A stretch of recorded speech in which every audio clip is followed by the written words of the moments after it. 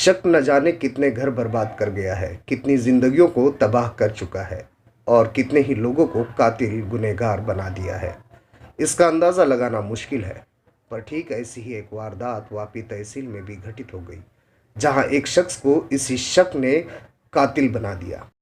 कत्ल किसी और का नहीं बल्कि उसकी अपनी पत्नी, उसी बीवी का जो 10 वर्षों से उसके साथ घर बसाई थी।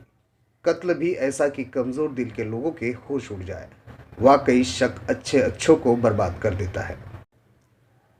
घटना पर आए तो तारीख थी 16 सितंबर। समय था रात के 1 से 2 बजे के बीच। स्थल था वापी शहर तहसील का डूंगरी फरिया का अहिरवाड़ में स्थित सरस्वती नगर के चंद्रखेस खुशहाल यादव की चाल का आखिरी कमरा। अचानक बगल में रहती मुन्नी बहन की नींद खुली।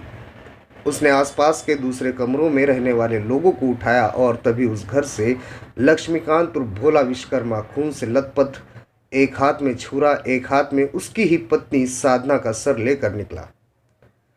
चाल के सभी लोगों के होश उड़ गए। यह भयानक दृश्य देखकर सभी सहम गए थे।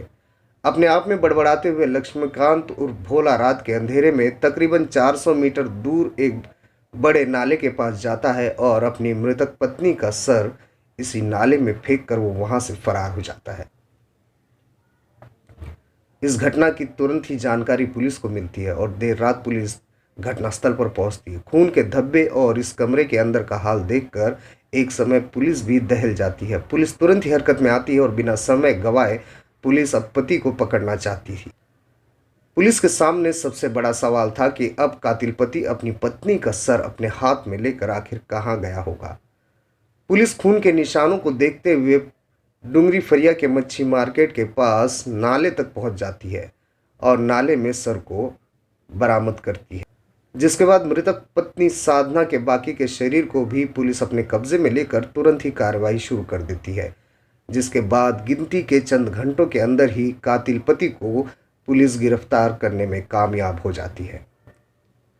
पकड़े जाने के बाद उसने बताया कि पत्नी के अन्य किसी के साथ अवैध संबंध का उसे शक था और इस वजह से ही पत्नी की उसने हत्या कर दी। वाकई संबंध में थोड़ी सी भी दरार एक हंसते खेलते परिवार को उजाड़ सकती है, हत्या तक के अपराध करवा सकती है। दर्शकों से अनुरोध है कि इस तरह से सिर्फ जीवन ही बर्बाद हो जाता है। इसके अलावा कई सही रास्ते हैं।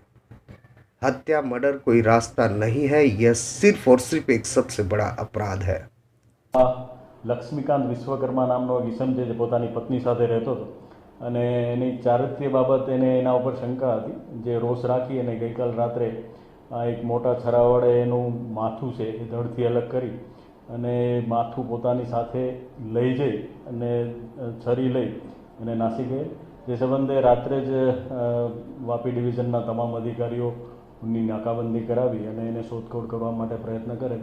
દરમિયાન નજીકના નાળામાંથી જે ભોગ બનનાર જે સાધનાબેન છે એનું માથું મળી આવે અને શોધખોળના અંતે વાપી ટાઉન પોલીસ સ્ટેશનના વિસ્તારમાંથી જે આરોપી છે લક્ષ્મીકાંત વિશ્વકર્મા એને પણ અટકાયતમાં કરવામાં આવેલ છે અને આ બાબતે ચંદ્રકેશ યાદવ જે આ ચાલીના માલિક છે એની ફરિયાદ લઈ ગુનો દાખલ કરીને આગળની તપાસ પીએસઆઈ ઢોલ છે એ કરી રહ્યા છે। સર, આરોપીનો કોઈ ગુનાહિત ભૂતકાળ ને છે કે જાહેરમાં એની પત્નીનું આ રીતના માથું લઈને ફરવાનું ખૂબ જનની કાર્ય છે, આવા રેર કેસીસ હોય છે।